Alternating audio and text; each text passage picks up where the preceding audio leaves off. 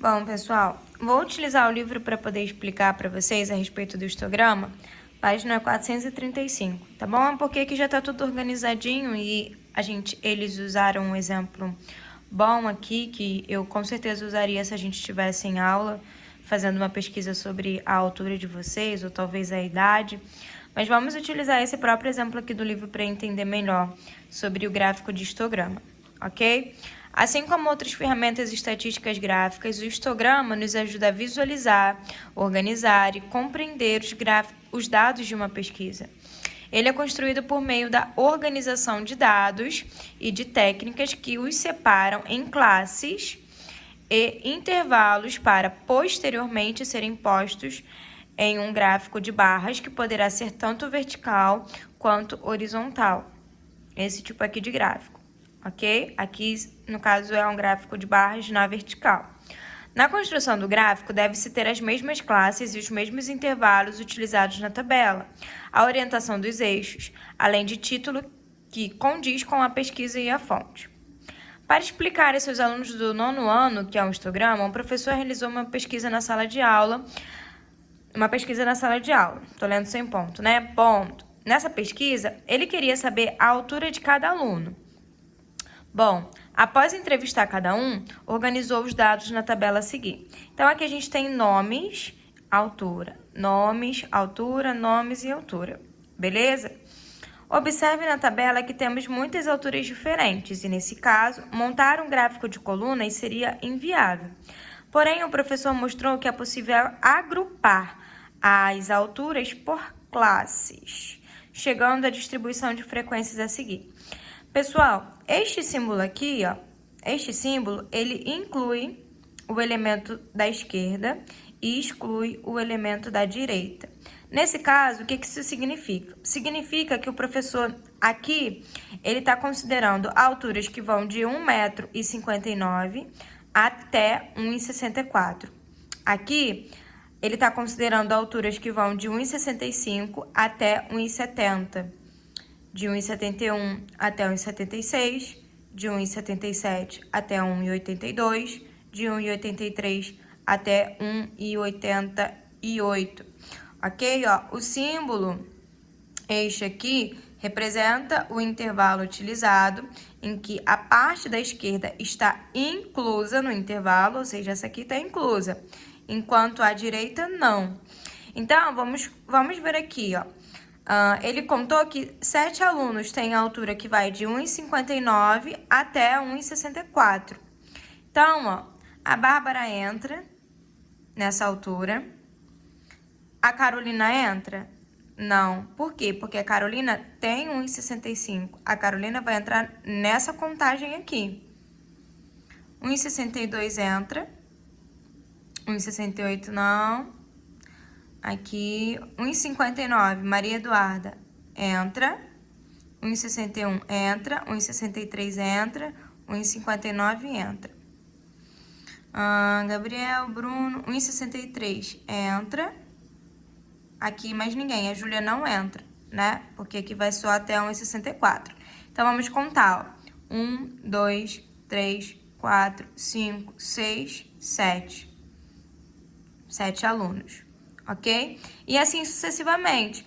Aqui, ele contou todos os alunos que têm a altura que vai de 1,65 até 1,70, ok?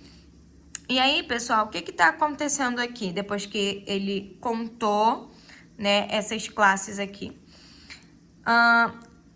Se eu fizer a diferença, né, de 1,65 a 1,59, eu vou encontrar 0,6. Beleza? Essa vai ser a... Tá escrito aqui, Cadê? Mas tem uma parte aqui que está escrito a respeito das classes. Essa vai ser a classe que ele está utilizando, ok? A classe de 0,6. Aqui, até aqui, a gente também tem essa diferença aqui de altura, de 1,71 a 1,65. Por mais que ele não esteja considerando, né, essa altura aqui de 1,71, ok? Então, aqui a gente está a classe está indo de 0,6 em 0,6, ok? Se a gente fizer um maior menos um menor em todos eles, 1,71 menos 1,65, vamos encontrar esse valor. 1,77 menos 1,71, vamos encontrar esse valor e assim sucessivamente. Então, aqui, né,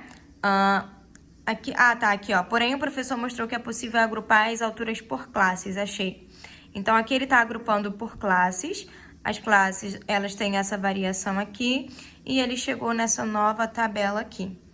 Ok? Até mesmo porque organizar tudo isso aqui no gráfico seria, como aqui já disse, seria algo inviável de se fazer, tá bom? Aqui, ó, também diz aqui no finalzinho, ó. Além disso, os intervalos de classe são divididos de modo que todos tenham a mesma amplitude. A amplitude, nesse caso, é de 0,6, ok? Ou seja, o mesmo tamanho.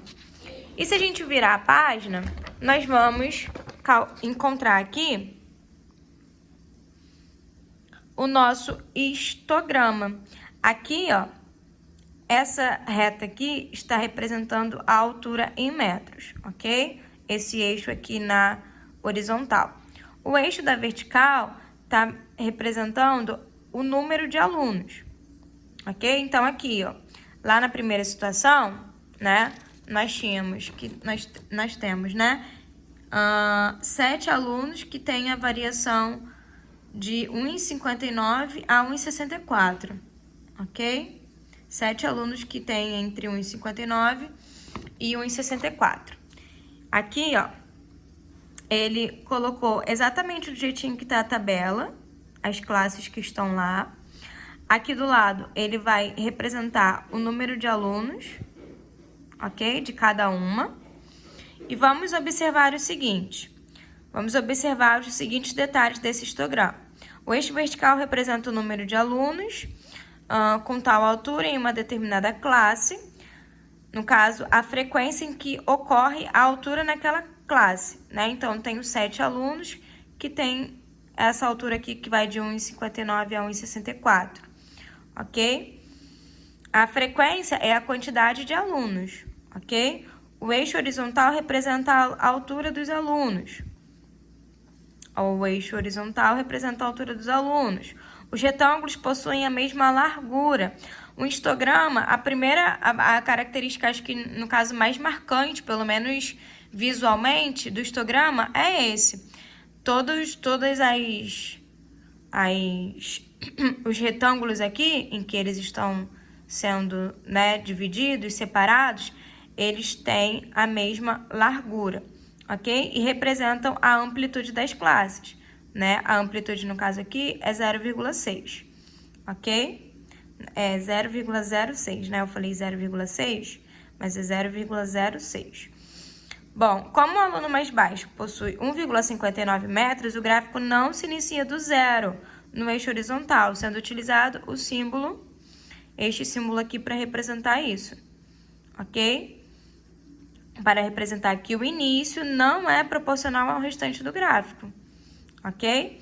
E este símbolo aqui que a gente já viu, utilizado na tabela de frequências, representa que a altura de 1,59 pertence àquela classe, enquanto a altura de 1,65 não.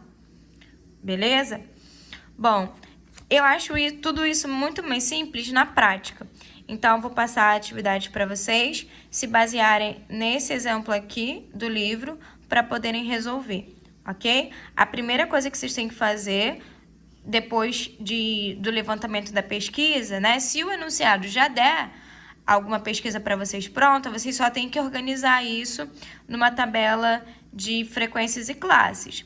Agora, se vocês vão precisar levantar uma pesquisa, a primeira coisa que vocês têm que fazer é organizar os dados numa tabela, beleza?